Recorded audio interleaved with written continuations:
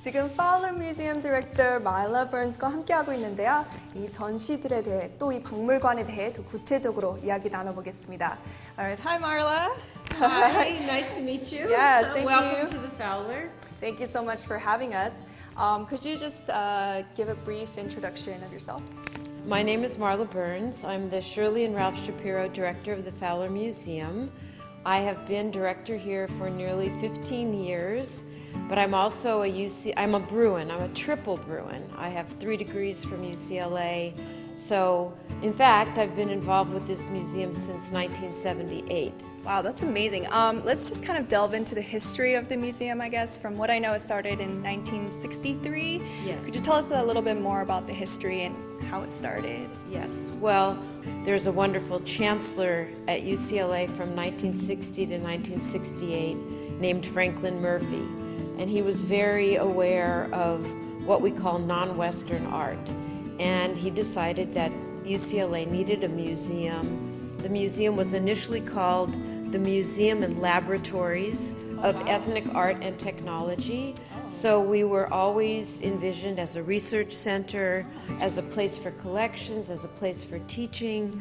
And so over time, the museum has had several names. And then when we built this building, we became the Fowler Museum of Cultural History. Finally, I also know this museum is free, and I'm assuming, I mean, the collection is wonderful here. I'm assuming a lot of students come here too as well. You see a lot of people flocking here, especially because of the free admission and also because of the collection. Yes, I think that you could say we have a very diverse audience. We have, of course, UCLA students and faculty, and of course we also have families who come for family programs. We have K-12 education program, which is very active. We do school tours 4 mornings a week. And of course we bring in lots of members of the community, and a very diverse community, and often a targeted community. I mentioned to you before that we had done an exhibition of 5 contemporary Korean ceramic artists.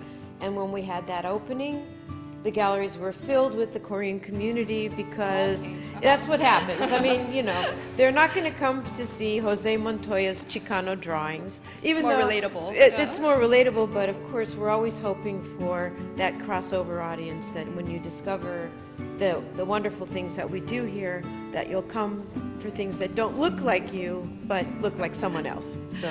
That's actually a perfect transition. Talking about crossovers, one of the main collections here, it's called Intersections. Before we head in, could you tell us a little bit more about this collection? So we wanted to do an exhibition that features our permanent collections, and we have something like 125,000 objects in our collections. Wow. With an emphasis on arts from Africa, Asia, the Pacific, and the indigenous Americas. And so we thought, how are we going to do an exhibition that covers so much of the globe in one gallery? And so we thought, well, it'll be much more interesting to think about what unifies artistic production across the world. What are the common reasons that people make art? What sorts of problems does art solve? What sorts of ways do cultures find artistic production to be satisfying of both collective needs and individual aspirations?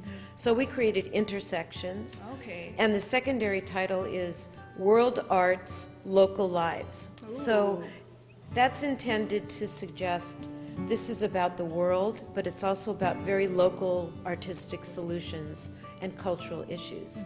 So the exhibition is comparative, it's cross-cultural, and it's very dynamic, I think, and we're almost at our 10-year anniversary I heard. of the exhibition, but to me, I still go in the gallery. Exciting, I love it in there. We're making changes all the time. So it's always a great place to visit when you come to the Fowler. That's perfect. Actually, 이제 Marla Burns 디렉터와 함께 이제 어떤 전시들이 마련되어 있는지 잠깐 살펴보겠습니다. 우리 따라오세요. So we Good try. 네, 지금 전시 안에 들어와 있는데요. 전시 들어오자마자 이런 가면들이 보이네요. 이게 어떤 가면들인지 한번 물어보겠습니다.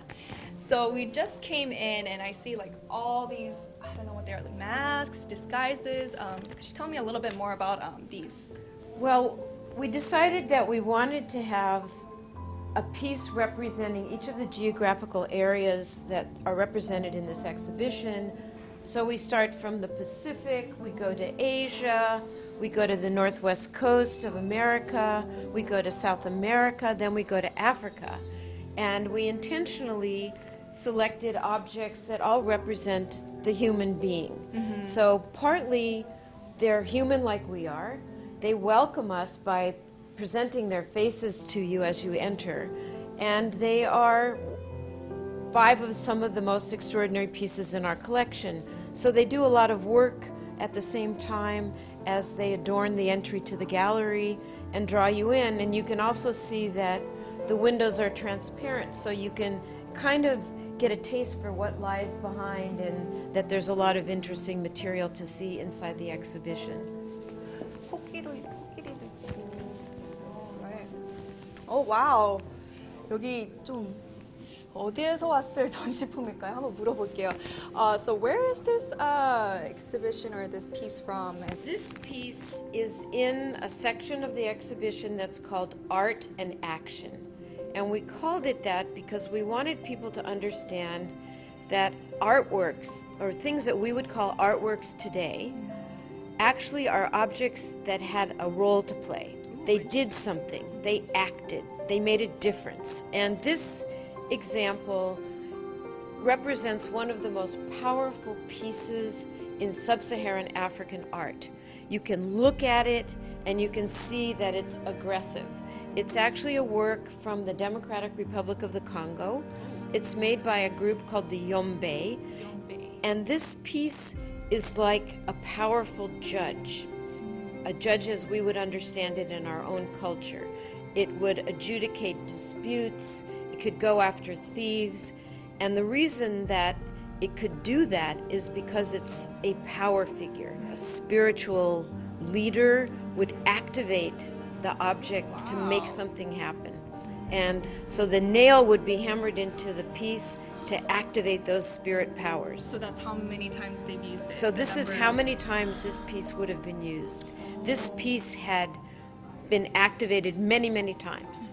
And you can see that power. It's kind of a biography of the life of the object in the form of the object itself.